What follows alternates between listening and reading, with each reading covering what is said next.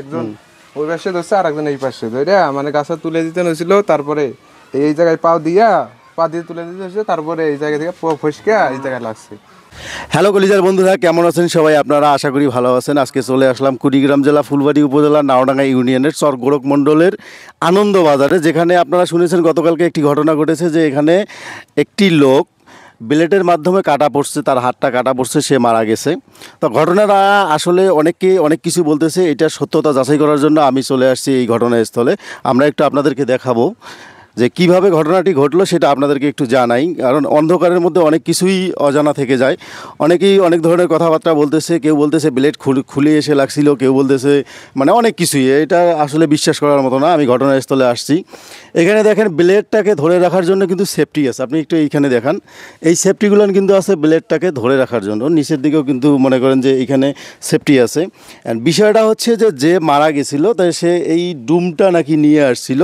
এই ডুমটা আনার পরে এইখানে যখন মানে এই কাঠের ডুমটা যখন এখানে তুলে দিতে যাবে, তখন সে এইখানে পিছলা পড়ে যায়। এইখানে পিছলা পড়ে যায়, পড়ে গিয়ে মানে ওই কাইত হয়ে ব্লেডের মধ্যে যায়, যার কারণে তার হাতটা আর কি মানে কেটে যায়। এই পর্যন্ত কেটে যাওয়ার কারণে অনেক রক্তক্ষরণ হয়। এই রক্তক্ষরণ থেকে কিন্তু তার মৃত্যুবরণ হয়। আসলে মৃত্যু যখন আসে তখন কেউ ঠেকাইতে পারে না। আজরাইল যখন আসবে তখন জান কবজ করে নিয়েই যাবে। তো আমাদেরকে কাজ করতে হলে অবশ্যই আমাদেরকে দেখে শুনে কাজ করতে হবে। আমি ভাই একটু এদিকে আসেন, কী নাম আপনার? মোহাম্মদ নূর আলম। নূর আলম। আসলে আমি যে ঘটনাটা বললাম, আপনি যতটুকু জানেন সে ততটুকু বলেন যে আসলে উনি এই ডুমটা নিয়ে এসে কী হয়েছিল। এই ডুমটা নিয়ে আসার পরে এই জায়গায় আসিয়া তুলে দিতে দুই পাশে দুইজন আসিল, একজন ওই পাশে ধরছে আর একজন এই পাশে ধরে মানে গাছটা তুলে দিতে হয়েছিল। তারপরে এই জায়গায় পা দিয়ে তুলে দিতে হয়েছে, তারপরে এই জায়গা থেকে ফসকে এই জায়গায় লাগছে।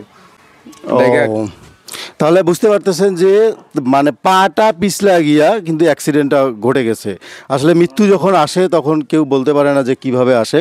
আপনারা যারা এই পেশার সাথে জড়িত, যাদের আত্মীয় স্বজন জড়িত, তাদেরকে অবশ্যই বলবেন তারা যেন একটু সেফটি নিয়ে কাজ করে।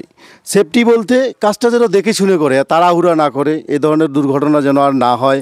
আমাদের আরও এলাকায় অনেক সমিল আছে, হ্যাঁ, এই সমিলগুলোতে এই ধরনের দুর্ঘটনা যাতে আর না হয় এই দিকগুলো খেয়াল রেখে কাজ করবেন সবাই। আপনাদের কাছে অনুরোধ, যারা এই পেশার সাথে জড়িত সবাই দেখে শুনে ভালোভাবে কাজ করবেন। কোনো কিছু মানে তাড়াহুড়া করতে গিয়ে একটা অ্যাক্সিডেন্ট নিয়ে আসবেন না জীবনে। একটা অ্যাক্সিডেন্ট কিন্তু সারা জীবনের কান্না।